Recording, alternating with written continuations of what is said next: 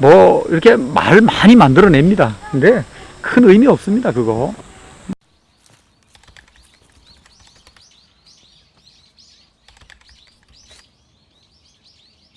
안녕하세요, 열무TV입니다. 오늘은 댓글에서 어떤 분이 그 방울삼에 대해서 여쭤보셔가지고 방울삼에 대해서 오늘 한번 좀 이야기 나눠보려고 해요. 그 방울삼이 이제 생소하신 분들이 더 많으실 것 같아요. 이게 도대체 뭐지? 이렇게 물어보시는 분들도 계셨고, 그래서 그 부분에 대해서 조금 설명 부탁드릴게요. 방울삼, 그러니까 삼에 대해서 삼으로 불리우는 거 기억나는 대로 한번 이야기를 한번 나눠보죠. 첫째로 이제 그분이 이야기했던 방울삼, 그 다음에 남발삼, 그 다음에 봉황삼, 또 동자삼, 뭐 이렇게 부르죠. 이거는 삼 종류를 부르는 게 아니고 삼의 형태를 나타내는 그런 단어들입니다. 그분이 궁금해하시는 방울삼은 뿌리가 원래 산삼 뿌리는 약초 뿌리처럼 길게 내려가는데 방울삼은 동그랗게 구슬처럼 그 약통이 동그랗게 달리는 것을 방울삼이라고 이렇게 지칭을 합니다. 그럼 그 방울삼이라는 종류가 따로 있느냐? 그건 아니에요.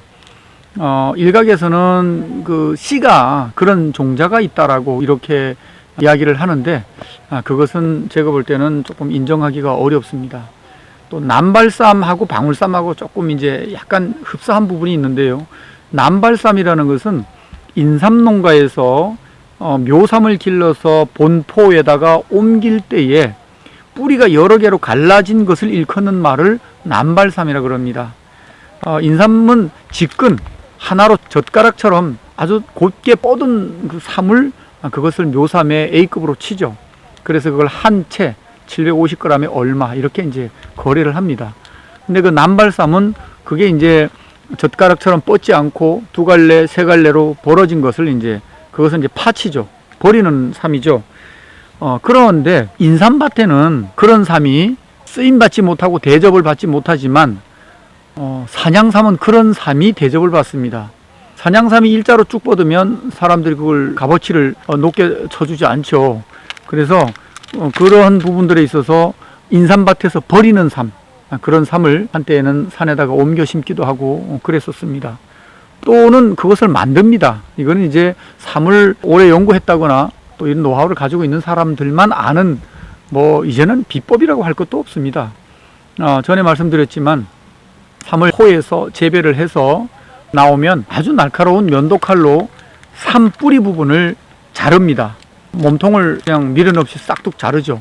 그렇게 해서 산에다 갖다가 심으면 거기서 똑같이 이제 문의 주셨던 방울삼이나 남발삼처럼 뿌리를 여러 개 뻗어서 내는 그런 이제 형태를 갖추게 되죠.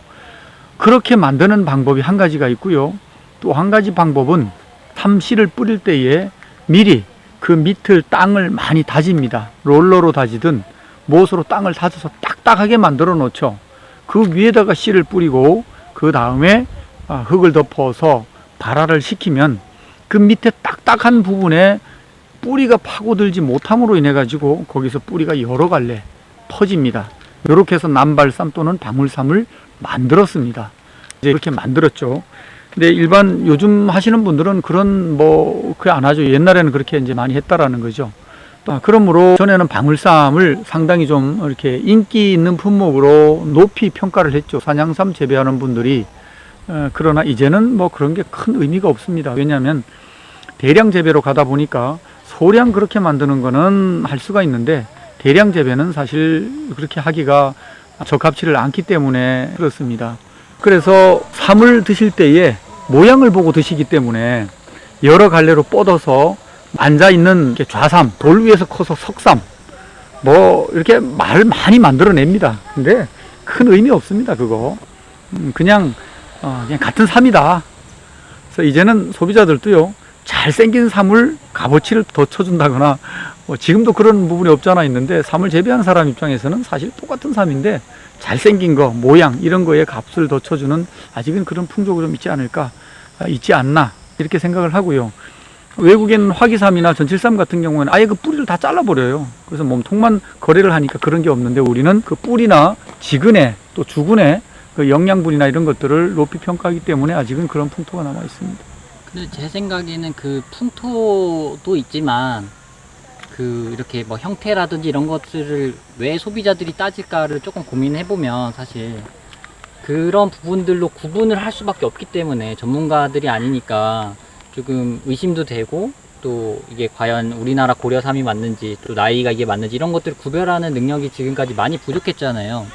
그렇기 때문에 아무래도 잘 모르니까 더 이렇게 이거 형태가 이렇게 되면은 좀 이것도 다른 거 아니야? 뭐 의심부터 하고 약간 그렇게 되는 게 좀 있는 것 같아요. 그런 것도 있지만 일단은 무시할 수 없는 게 보기 좋은 떡이 먹기도 좋다.